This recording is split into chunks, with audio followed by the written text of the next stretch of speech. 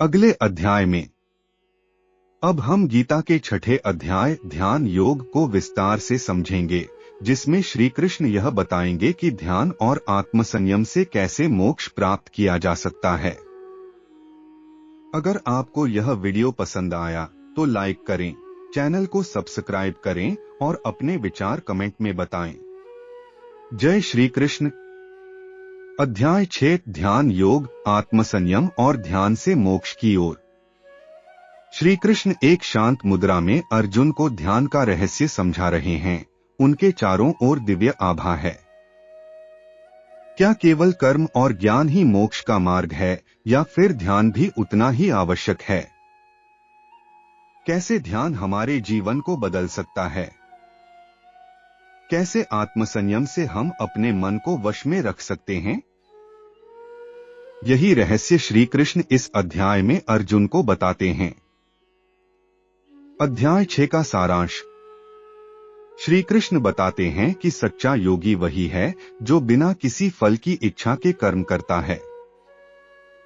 वे समझाते हैं कि ध्यान से मन को वश में किया जा सकता है और आत्मा की शुद्धि संभव है। वे कहते हैं कि जो व्यक्ति हर जीव में ईश्वर को देखता है वही सच्चा योगी है। श्री कृष्ण ध्यान के अभ्यास और उसकी गहराई को समझाते हैं और अर्जुन को ध्यान की महिमा बताते हैं। महत्वपूर्ण श्लोक।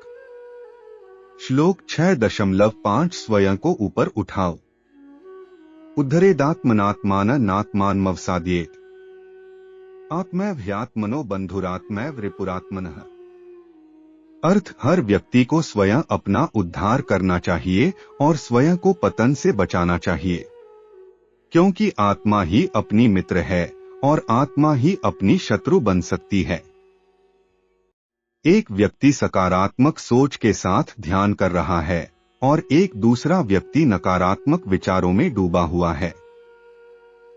श्लोक 6.6 मन पर नियंत्रण। बंधुरात्मात्मनस्तस्य येनात्मैवात्मना जितः।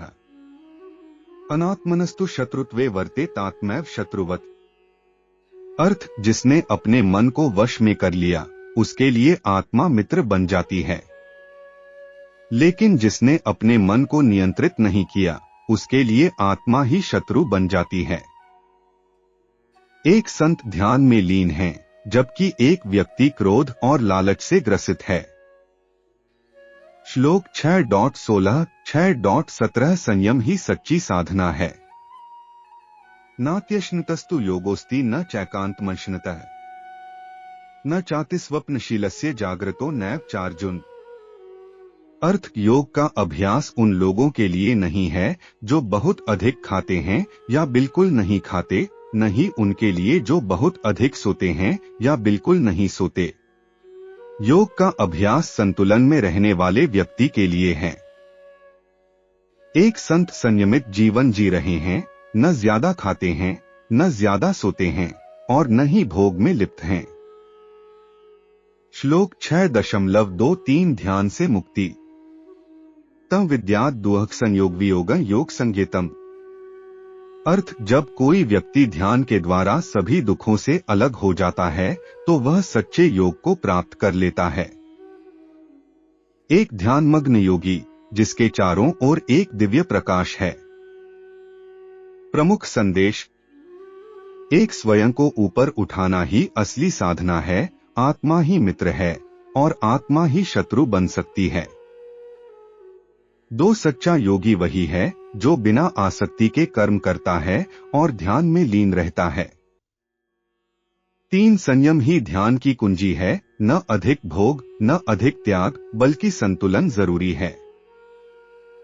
4, जो व्यक्ति हर जीव में ईश्वर को देखता है वही सच्चा ज्ञानी और योगी होता है। अर्जुन अब धीरे धीरे ध्यान का महत्व समझ रहे हैं। उनका मन पहले से अधिक स्थिर हो गया है। निष्कर्ष। ध्यान और आत्मसंयम ही मोक्ष का मार्ग है। जो व्यक्ति हर परिस्थिति में संतुलित रहता है और ध्यान में लीन होता है वही सच्चा योगी बन सकता है। अब अर्जुन को समझ आ रहा है कि केवल ज्ञान और कर्म ही नहीं बल्कि ध्यान भी उतना ही आवश्यक है। लेकिन अब उन्हें और गहरी आध्यात्मिक शिक्षाएं मिलनी बाकी हैं। मिलते हैं फिर अगले अध्याय में। धन्यवाद।